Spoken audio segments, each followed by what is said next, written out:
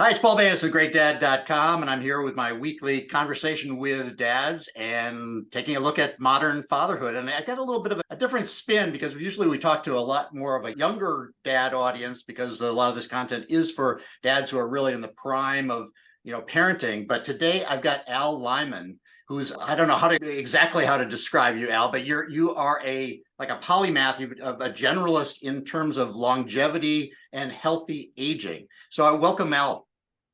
Paul, thanks so much for having me on. It's a pleasure to be here. And I think you're going to have a really interesting perspective, both for some of the older men who might be in our audience, as well as the younger men looking forward to how they want to manage their life long term. And then these older dads who are, thinking now about, their older years and how they want to live them and what they should do to make sure that they live them out in good shape. Right. That's the idea. It's interesting. When you were introducing me, the first thing I thought of in terms of describing myself is I'm a dad. Good. And my kids who are now, my daughter Erin is now 37, my son AJ is 31. They both moved on, had their families and careers. And interestingly, as a side note, in my book, which I know we'll talk about, I talk a lot about my own father who passed, unfortunately, 22 years ago from brain cancer. And I've got this tattoo, which if your audience is listening, they won't be able to see, but it says #MakeThem_proud or make him proud, excuse me. So a lot of what I've learned over the course of my life has really been about watching my parents and how they aged and how their health evolved. And of course, watching my dad suffer and die from brain cancer was probably the hardest thing I've ever experienced. But a lot of what drives me today is waking up, I think, and just doing whatever I can do to make my dad proud of me, right? Mm-hmm. And I think that's a driver for any of your fathers living out there is, what can they do in their own life to make their kids proud of them? Yeah. And also their parents, yeah. Perhaps their father or their mom, because taking care of yourself, honoring your health, doing all you can to protect your health so you don't become a burden to those people. Unwillingly, by the way, we don't set out with the intention to become a burden, but it happens inevitably if our health fails. So in truth, living for the betterment of our health, honoring our health is one way, I think, to make our dads and our kids proud of us. Yeah, well, that's quite a testament to your relationship with your father that you would put that tattoo on your arm. And I would wish for all of our audience that we'd be that great a dad that someday we would do that. The interesting thing about your perspective is that you are not a doctor, you're not a nutritionist, you're not a lot of specific things. So you're certified in a lot of different disciplines, but what you take is kind of lack of a better word, a more holistic approach, looking at all kinds of different factors in aging without being stuck in one lane, like nutrition's the only way or that sports is the only way or whatever the thing is. So talk a little bit about how you got to the point, how you developed that kind of attitude where you were going to learn all these different disciplines at once, because I know you have a philosophy of how you want things to end eventually, and I'm sure that tied into it. Yeah, thank you, Paul. It's interesting. When I was a kid, I wasn't athletic. I didn't do sports. I was always the last kid to get picked on. Oh, me too. No shame in that. When I got my first job out of college, a lot of my colleagues were, working out. And so I thought I should try to get in shape. And so I started a running program, and it was really hard. I was really bad at it. And of course, struggled with this idea of just coming to grips with how out of shape I was. But as time went on, I got a little bit better. And then over time, as my fitness started to improve, I started to become sort of into that lifestyle, that running lifestyle. And I started to become more aware of my overall health. And along with that, the health of people that were around me. So at 25, when someone asked me off the cuff why I ran, and this was a person who hated running, I think they expected me to say something about my races, but in truth, what I said to them was, I run to square the curve. And it's something I had been thinking about for a very long time. Now, square the curve means visually, I had this graphic, which I ended up scratching down on a piece of paper, but I saw my life evolving as a horizontal line where I wasn't sick, I wasn't struggling with dysfunction. I was feeling good. And then one day, far off into the future, at like 110 or 120, I'd go to sleep one night and not wake up. And that was the vertical line. Yeah, that's what we all hope, right? Yeah. Right. And that was juxtaposed against what we see now, which is much more common, which is a slow, gradual decline of health over time. Think of it as a gradual downward sloping curve. In my book, I say that many of us, unfortunately, die a slow death before our actual demise, be it emotional, cognitive, or functional. So I had this vision of not experiencing this decline at 25, and it became the driver for me. And every day since then, I thought about what it would take to create that good health, to give myself the best chance to die healthy. And of course, at 25, I was just being aware what, I think was probably the biggest part of it, watching my parents struggle with their health and age at what I thought was a very rapid rate, watching their friends. And of course, in the years since, we've seen chronic disease even accelerate to a much greater degree. Things like prediabetes or metabolic dysfunction, these kinds of things have just gotten worse over time. In the US, 1,700 people a day die from cancer. Heart disease continues to be the #1 killer. Right. And I think modern medical science is, in some respects, keeping us alive longer. Right. But to me, it isn't about the length of the years, it's about the quality of the years. It's that health span, which is really the quality of our life, versus lifespan or longevity, which is really just the number of years. So I think about these two things very differently, because I don't think anyone in your audience, if given the choice, would want to live to 110 if that meant that the last 30 years of their life that they were suffering, right? That they were in constant pain, or that they were dealing with, constant doctor's visits and constant hospitalizations and constant convalescence. Nobody wants to live the end of their life that way, but that's what we see a lot of. So over the course of my life, while my primary background is really fitness and exercise and all of that kind of thing that kind of emanated out of the running, one thing I noticed was how all of these aspects, whether it be our mission and purpose, a reason for getting up in the morning, the food we eat, when we eat it, how much we eat, right? Mm-hmm. The types of food, the movement we get, certainly the sleep and the stress we experience, good and bad, and so many other things all contribute to what I like to say as increasing our areas of opportunity, right? Giving ourselves a better chance to have the kind of ending that we would like to have, right? Which is to be able to be there. I mean, I have this vision, this dream of not just being here for my great grandchildren's birth, but being able to participate. Right. Maybe even be at their wedding, maybe, be at the birth of their children. I mean, it seems like a pipe dream in a way when we think about it, but I think it's possible with a little good fortune. The challenge is, for all of us, you and me and every other person listening, is believing that our choices matter enough to begin to take control of our health. That's the key, because I think many people are just apathetic. They go, hey, it's my family history, right? It's like my dad had this, whatever. One of the things I share in my book is a picture of my dad at 59, 4 years younger than I am now. And he looks 85. And there's a picture of my great-grandfather who passed at 72 in a convalescent home. And he's nothing but skin and bones. And he himself looks like he's in his 80s or 90s. So to me, these are clear messages that, at least in my instance, DNA hasn't determined my destiny, right? It's a factor among many, but right. It isn't what actually dictates how our life flows out from the standpoint of our health. But we need to believe that, and then we need to start to learn and take action and start to make changes so that we can really give ourselves the best opportunity. I mean, there's a lot of reasons why people get sick.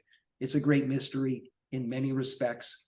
There's a lot we don't know, but Paul, there's a lot we do know. That's what I think we have to act on. Right.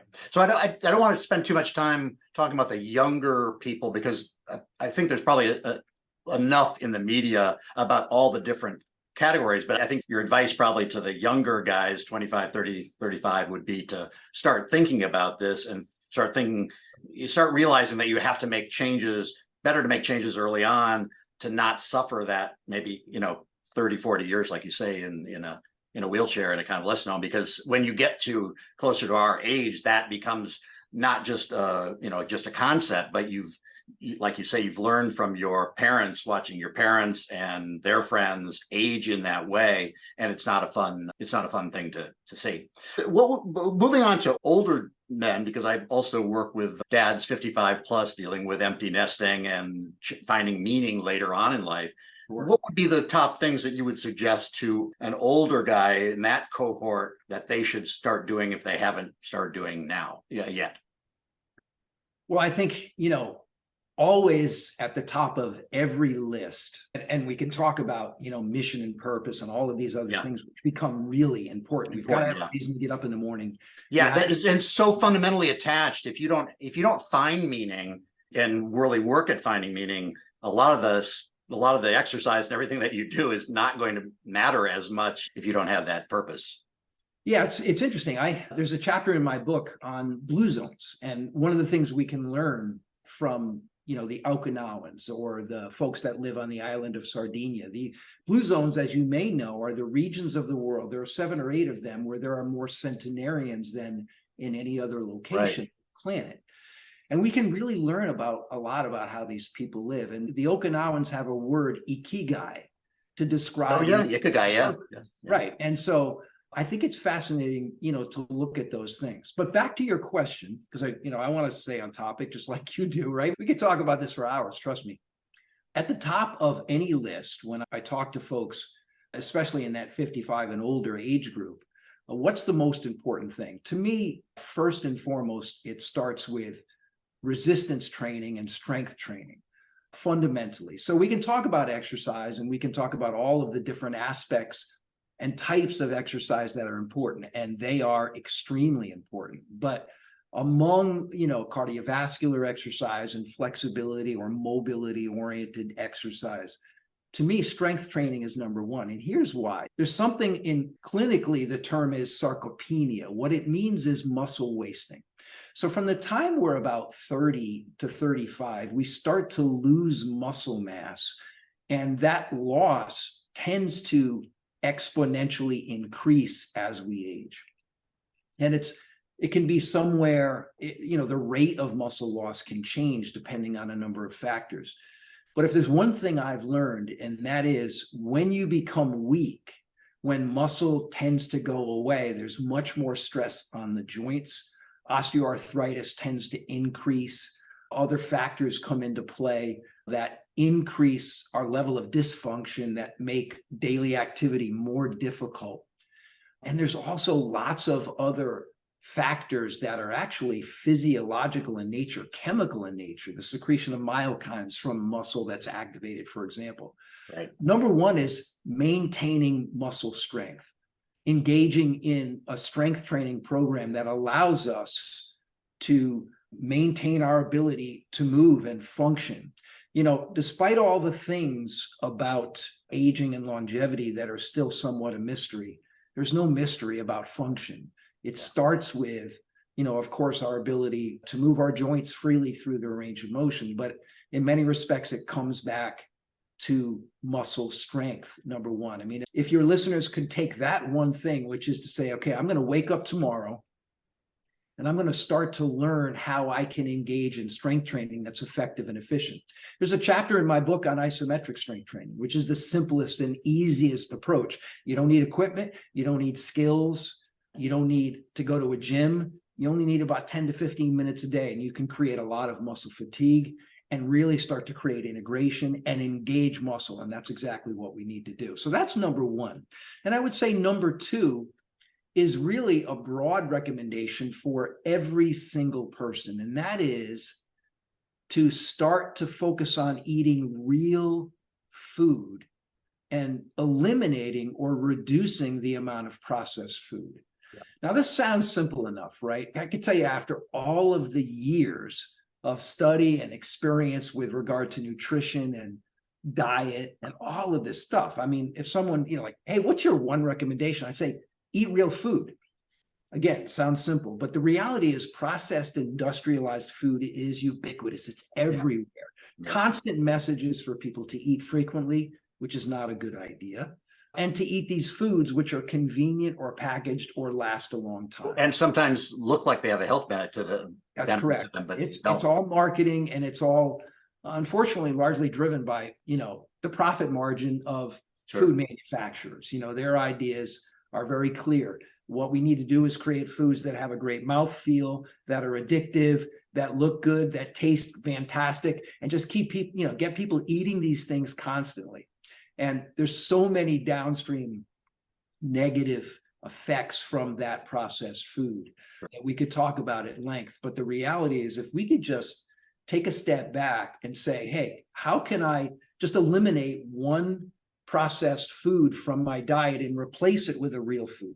If I could start to just make that tiny little change, and this is true even for the 25 to 30-year-old dad who's listening right now, because those folks, they're usually stressed. I mean, if you're raising a family, you have a spouse and you have a career or a job, and, the stress of modern life. So you start small, you start really small. You start with a change that's almost imperceptible. It's so small. You don't try to overhaul your diet, right? You don't sign up for an hour a day at the gym tomorrow when you haven't been in 10 years. Those, they sound admirable enough, but they're recipes really for disaster, because in the end, you're just setting yourself up to be frustrated and end up, being mad at yourself because you couldn't stick with it. Yeah. Tiny changes, replace just one food, and then build on that from there as you start to feel better, as the cravings start to go away, as you start to enjoy the actual taste of real food. So those two things, I would say, real food versus processed food, tiny changes there. And then the second is just strength training. Start to think about this idea that when muscle goes away, everything else downstream from there gets harder.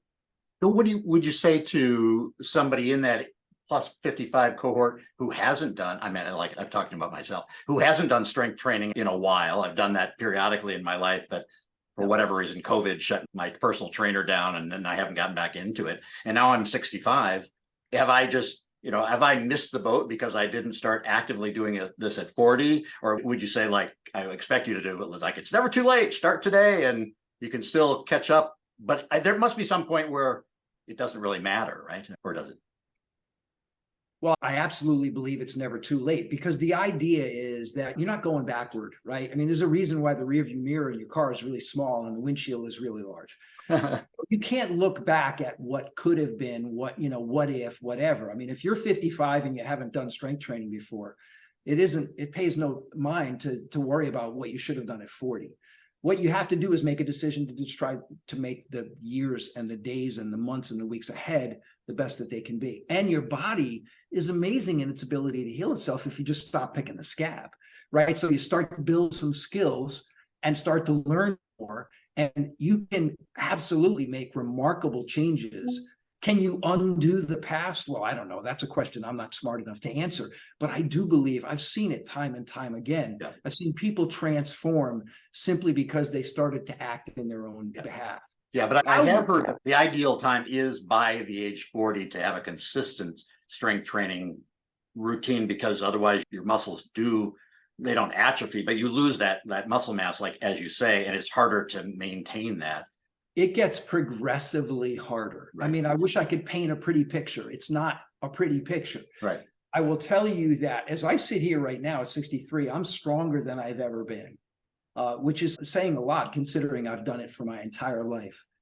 But I work extremely hard at it. And I know I'm fighting a difficult battle every day to, hopefully build strength, but just hold on to what I have, absolutely. And then what do you say to guys who they're active in a certain way? Again, I guess I'm looking at myself as an example. I bike a lot. I do 100 push-ups every other day. I'm fairly active, but I'm not doing that key strength training. I'm just trying to get an idea of because I really hear you, and I've read so much in the past year about the importance of the strength training. And maybe they all work together, right? I mean, aerobic exercise, strength training, right diet, right mental attitude, they're all part of the same puzzle. Yeah.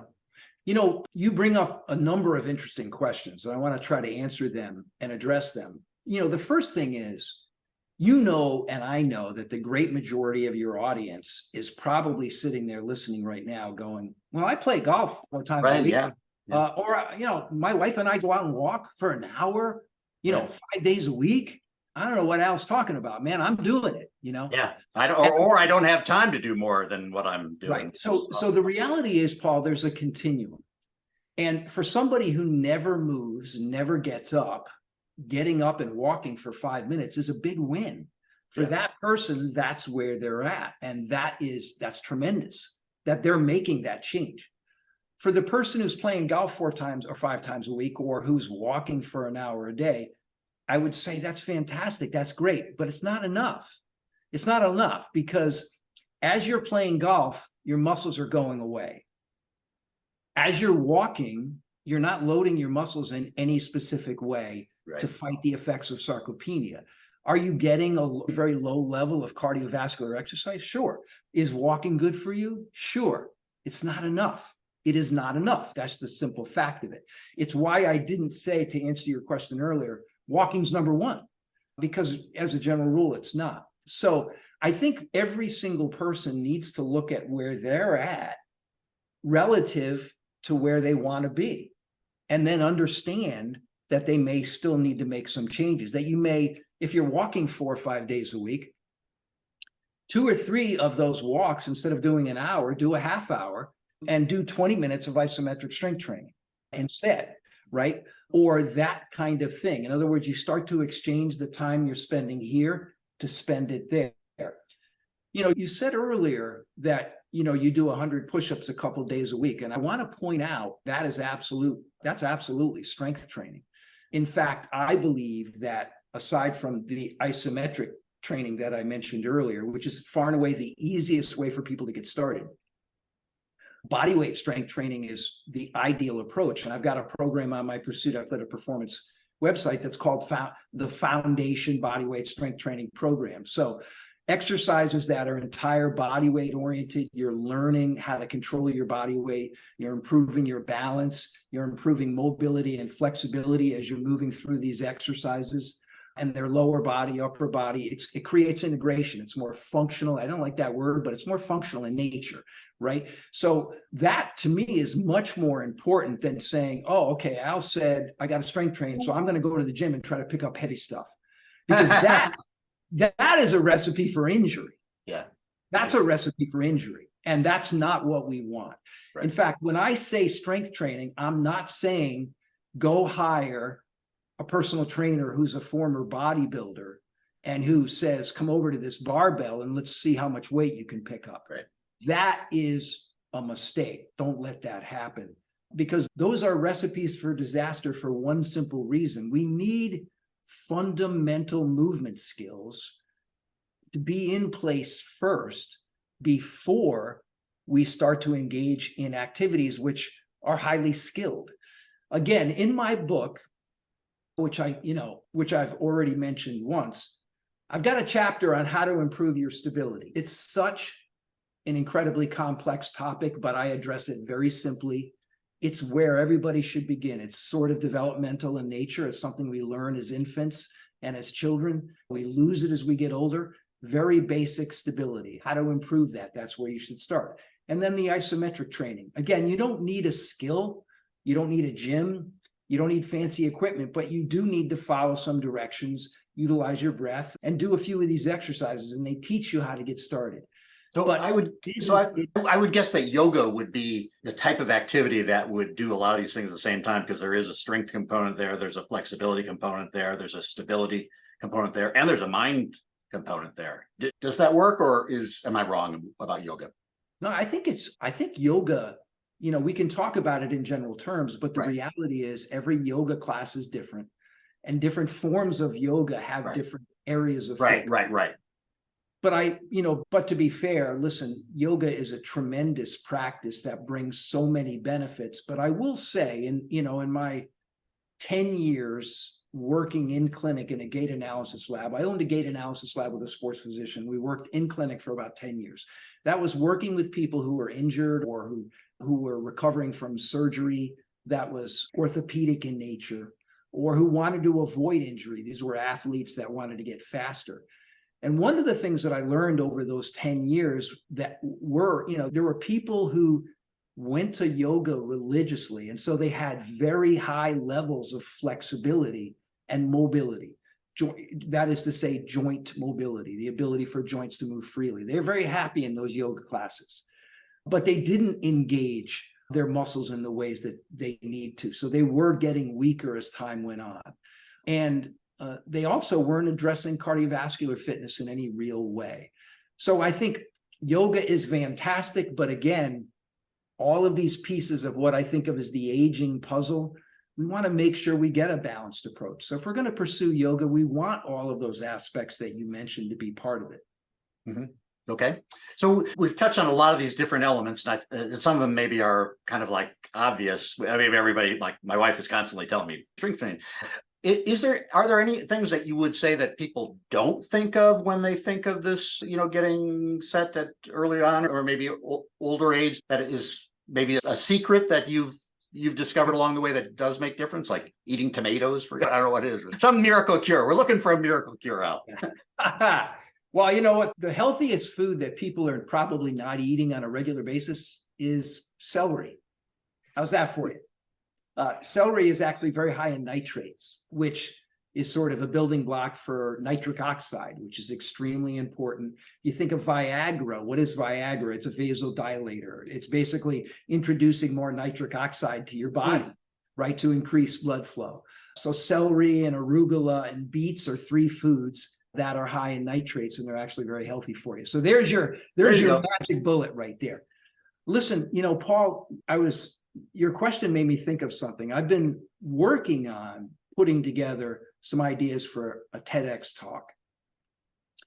And as I was talking and discussing this idea with a friend of mine, I mentioned one portion of the epilogue of my book where I tell the story of having a very difficult conversation with my mom, who at the time was, I think, 81. And her health was failing rapidly. She was in constant pain and she was really suffering. And the truth of the matter is, everything I had tried to do to help her to feel better, she simply didn't act on. She just didn't want to hear it. Right. And it was very frustrating. And I've learned since then that my family are the hardest people to honestly communicate with. But one of the conversations we had, and I tell this story in the book, is I asked my mom point blank, I said, what would you do differently right now if you knew you were going to live to be 100, but you weren't guaranteed of good health? Right. And she scoffed and kind of blew me off. But in reality, as I think back on it, and again, I talk about this in the book, I think it's a profound question. And I think it addresses in part what you're asking me right now. And of course, I'm asking you to think a little bit and sort of reflect on this question, because I don't know how old you are, but if you're around my age, you're 63, in your mid 60s, perhaps even in your mid 50s, whatever it may be. It's my experience that when people get to that age, they kind of fall into 2 categories. The first category is, life's going to be, when God was ready for me, he'll take me and blah, right. Right. And the other category is, man, I got to hurry up and get things done because I'm not going to be around that long. Yeah. And so you sort of act, you act in a way where you rush to get in and out of things, knowing that, for example, in your own mind, knowing that you don't have that much more time and you really could be gone at any time, which of course is true. My point in asking that question to her wasn't that we shouldn't live every day to its fullest and never take a day for granted. That wasn't my point at all. My point was, if you're in your mid 60s and you're thinking as though I'm going to be here until I'm 100, in reality, you've got 35 to 40 years to learn a new skill, to get into an exercise program in a smart way, to gradually change your eating, to start to find a new purpose and mission to your life that goes beyond your first or second career. Yeah.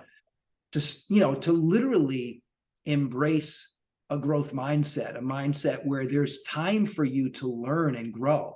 And when we look at blue zones, this is exactly how people think.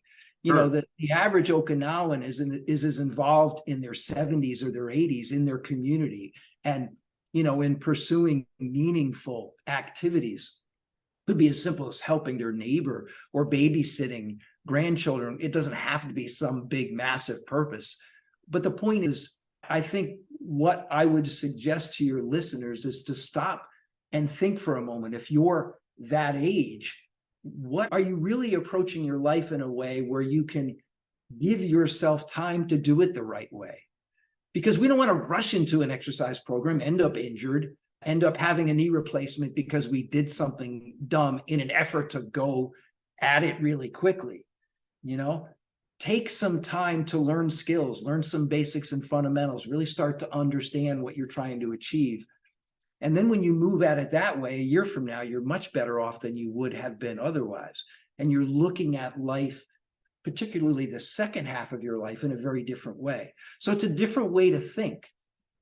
Yeah, I think you said a bunch of things that are important there. Is that for somebody who's a little bit younger, thinking about that, not a lot younger, not all the way back down to 25, 35, but if you're in your 50s, start thinking about that transition and how that's going to go. But then also, if you are 65 and you're kind of in the mindset of your parents, which was, you know, life's going to be over here in like 5 years, I'm going to the retirement home and I'm going to lie around and you just wait for the end.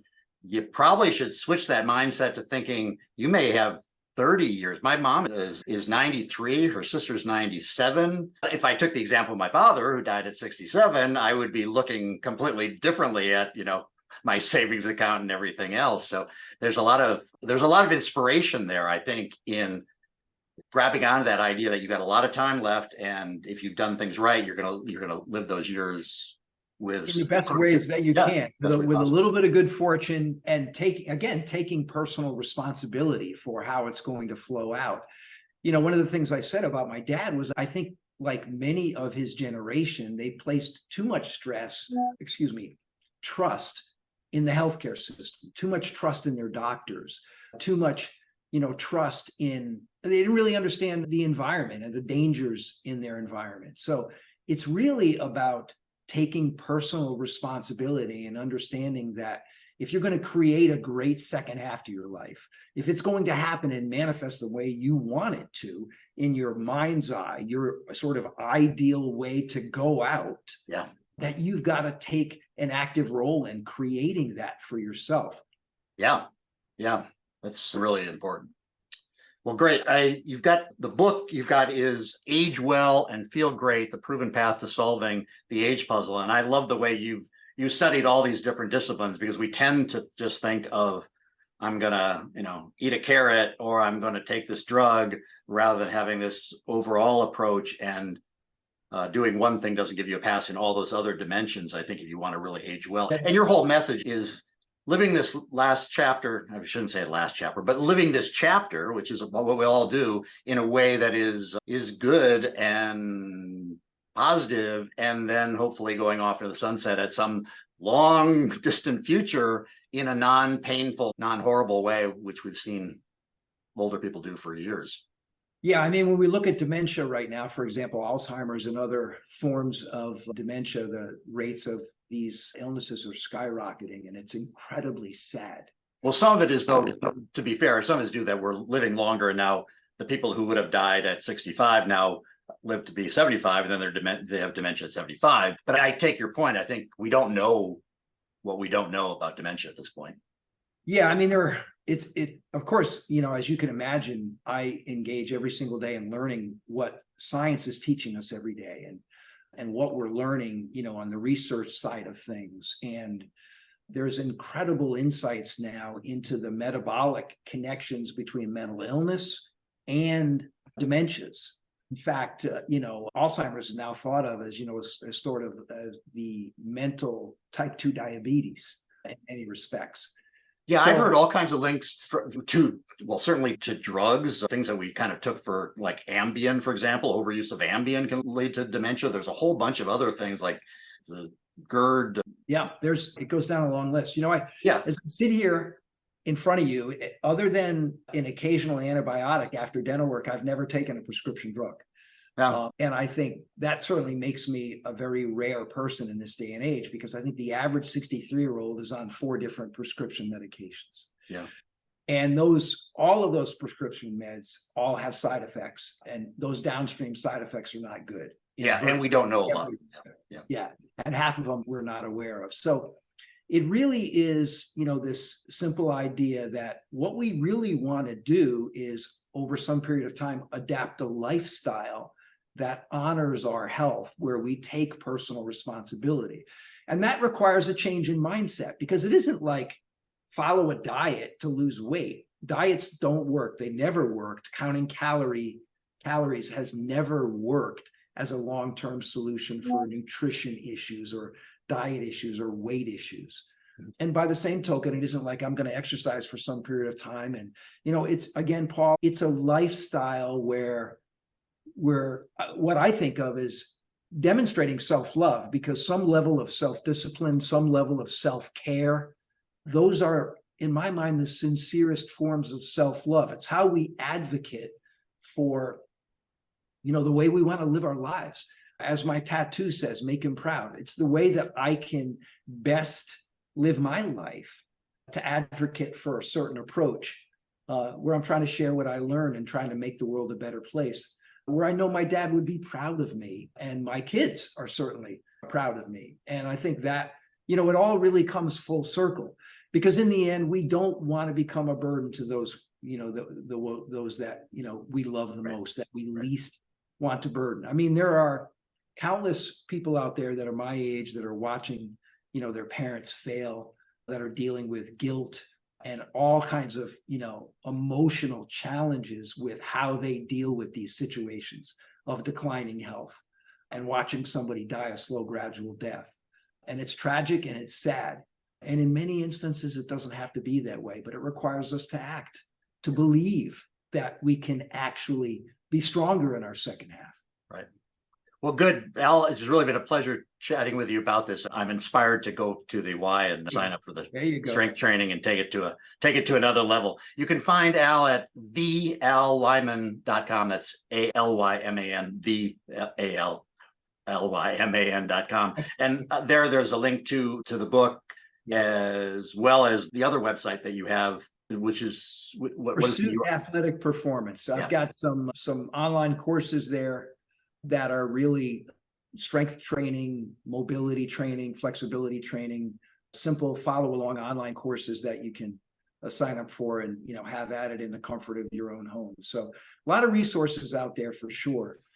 My whole goal has just been to share what I've learned. I've made all the mistakes, Paul, or most of them. So we should learn from others rather than, which is the challenge of our humanity. Yeah. I know. That is really the challenge for young people, is they never want to listen to people who've already been through it. But when you reach this age, even though at the time, when you were younger, you said, you realize how much wisdom, and the most efficient way to learn anything is to have people help you through it, rather than bumble along like most of us do throughout our lives. Well, Al, thanks a lot for joining me today. For those of you interested in my coaching, it's at Paul Banis, or GreatDad.com/coaching. It's also at PaulBanisCoaching.com. But until next time, take care.